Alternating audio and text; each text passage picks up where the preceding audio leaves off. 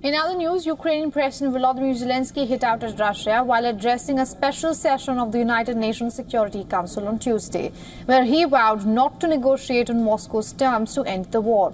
Zelensky launched a scathing attack on Russian President Vladimir Putin, accusing him of violating several international laws. He warned that the ongoing war with Russia cannot be resolved through negotiations alone, stressing that Moscow must be pressured into peace. He also criticized Russia's calls for dialogue, calling them insincere and untrustworthy.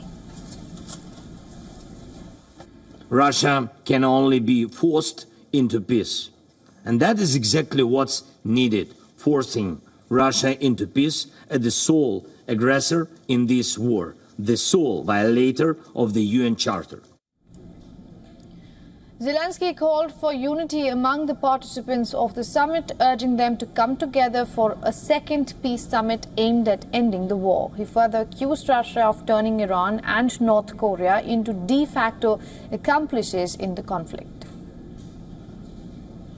Russia has no legitimate reason, none at all, for making Iran and North Korea de facto accomplices in its criminal war in Europe.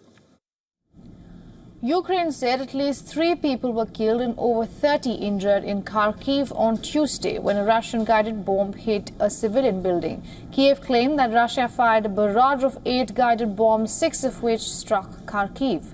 The Ukrainian military said it regained control of the Vovchansk aggregate plant on Tuesday, and the plant served as a stronghold for Russian troops fighting in the region.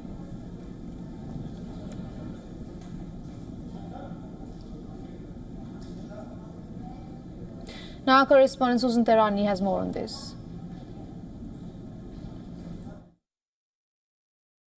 Slovenian Prime Minister Robert Golob chaired the meeting at the Security Council, and Secretary General Antonio Guterres briefed the meeting, and Ukraine President Volodymyr Zelensky participated. Now, the meeting aimed to discuss initiatives for some kind of peace resolution, including the Summit on Peace in Ukraine and the 6-point proposal set forth by China and Brazil. However, Ukraine and its allies have criticized the Brazilian-Chinese proposal, arguing that it undermines Ukraine's sovereignty. And so, this gridlock continues.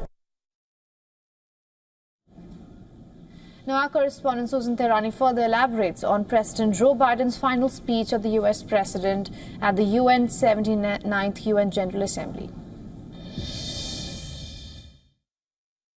Joe Biden delivered his final speech as U.S. President at the 79th session of the United Nations General Assembly, urging world leaders to choose cooperation over conflict. But with wars raging in Gaza, Ukraine, and Sudan, and escalating tensions between Israel and Hezbollah, his words rang hollow. Biden's calls for ceasefires and diplomacy sound familiar, but progress remains elusive. He also addressed issues related to climate change, artificial intelligence, as well as humanitarian crises around the world. But concrete action remains scarce. For all the latest news, download the WION app and subscribe to our YouTube channel.